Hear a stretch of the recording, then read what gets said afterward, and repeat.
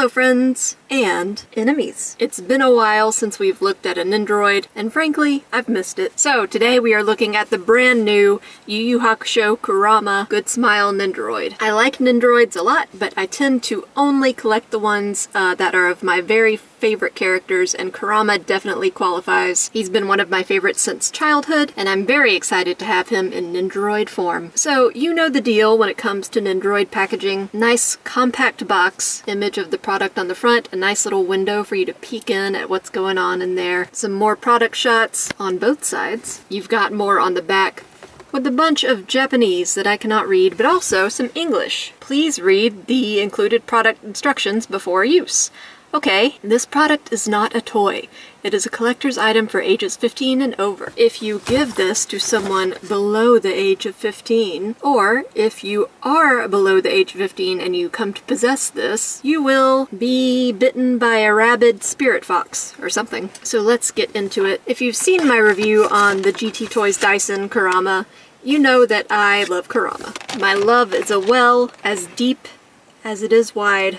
A vast reservoir. But I don't think I'm unique. He is a very popular character. Got some clamshell action going on. The more tape a product has, the more possibility for me to injure myself. Keeps the adrenaline going. So when you get everything out of the box, be aware he does come with this rose petal kind of backdrop thing, and that is going to be attached to this back section.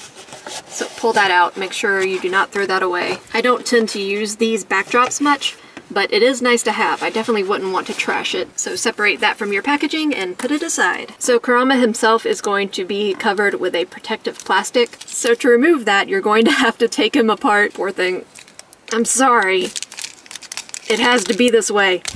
He knows I only want what's best for him. This forehead piece comes off. Slide that back in, then the waist piece. And then he's got some even under his tunic here. I kept pulling at this foot instead of the plastic. There we go.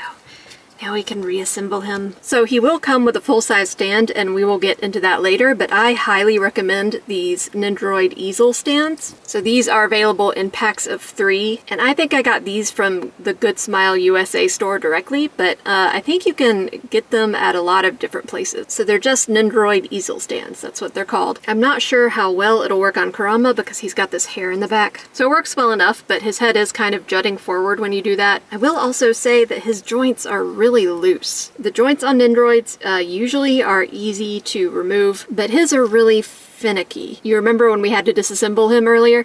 Now there's a gap at his waist sometimes, just from the peg not wanting to go back into the hole flush. So that's something I'm going to be very aware of when I look at him. Usually I don't have any problem with Nendoroids, except for that one time. And the gap isn't too bad, and it's not always there.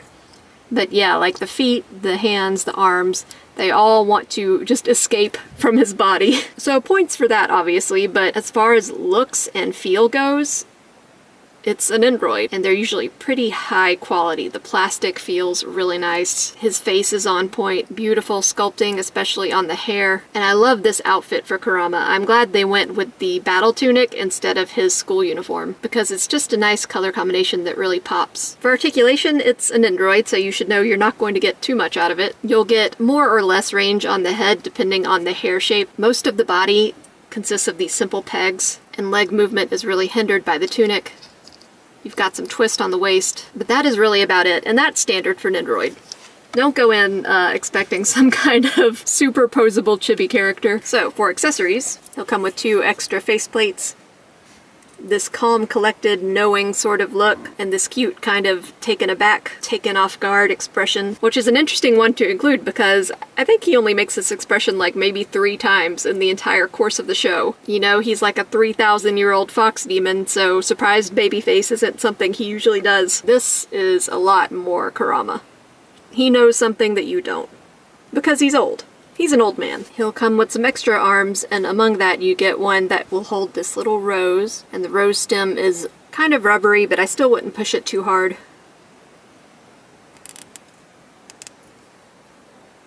There we go. So Kurama's whole thing is that he can control plants, so the rose is his weapon. And he comes with a similar left arm, but this one isn't really capable of holding the rose. I'm wondering if this one is just to do that, you know, bang thing that he does when he's mocking Karasu. But that's more of a Yoko Kurama thing and not a regular Kurama thing. He'll also come with this tiny hand to hold the rose whip, and be really careful because these pieces are very small. And he'll come with this like decapitated hand, but that's just so you can make it look like he's putting his hand in his pocket. He's casual like that. And he does come with his rose whip. So this is the rose whip, and I'm very nervous about this because it feels brittle. I've got a statue, a Korobekuya, I think it's the way it's pronounced, Kurama statue, and the rose whip on it snapped. I still haven't fixed it because I'm not entirely sure how I should do it, so caution, just caution. Consult the instructions constantly. Maybe sometimes the instructions don't really help because the pieces don't want to go together. Alright, we got it. When it's together, it'll form kind of an S shape. This little hand is for holding it. And man, I cannot stress enough to be careful. I'm very nervous doing this.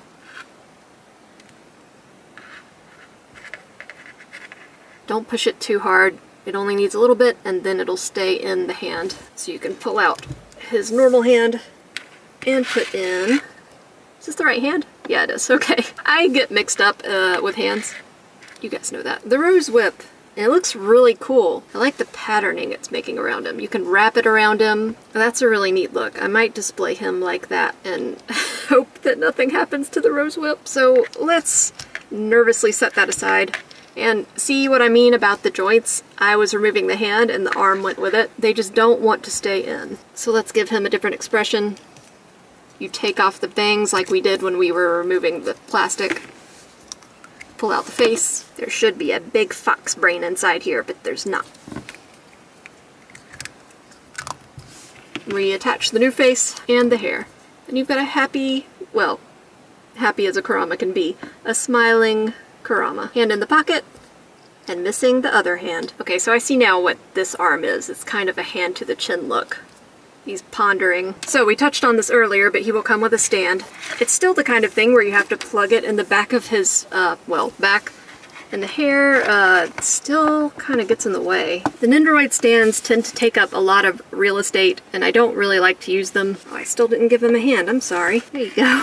Sorry, buddy. But if you don't have the easels, they are a bit necessary because Nendoroids do not stand on their own unless you've got a special case like a Amy, who's got 4 legs. 2-legged characters, you're out of luck unless you have a stand. There's also this backdrop we talked about. Just makes him look like he's surrounded by flower petals. And yeah, I probably won't use that, but it is cool to have. You know, sometimes you want to change up your display a little bit. So here he is with a couple more Nendoroids?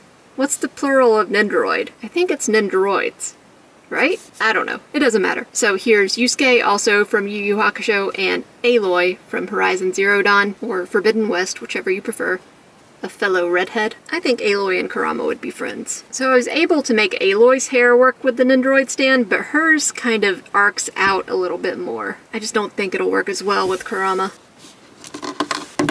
Oh my god, I have to end this review because I keep dropping things. I think there's a poltergeist in this room. Please, poltergeist, I barely have any sanity as it is.